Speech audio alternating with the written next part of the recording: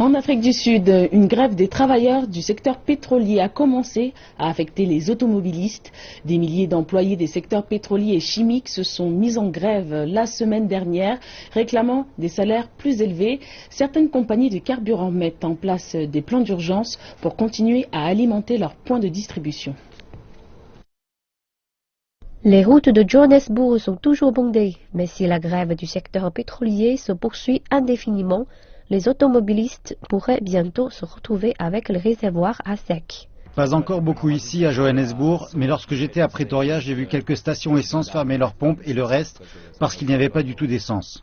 Nous opérons une flotte de véhicules de livraison et nous sommes inquiets parce qu'il n'y a pas d'essence à la pompe. Nous ne pouvons pas livrer nos composants et par conséquent nous allons prendre un coup et cela a affecté tout le monde, pas seulement les entreprises. Cela fait 6 jours que la grève pour les salaires a commencé.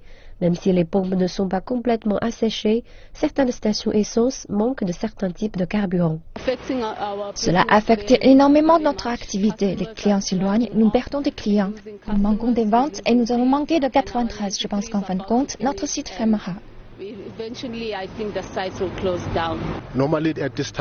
Normalement, à cette époque, nous sommes très occupés, mais à cause de cette grève, il n'y a pas un seul client. Puis jeudi, nous n'avons pas reçu d'essence. Alors ils ont juste prévu de nous donner 22 000 hier.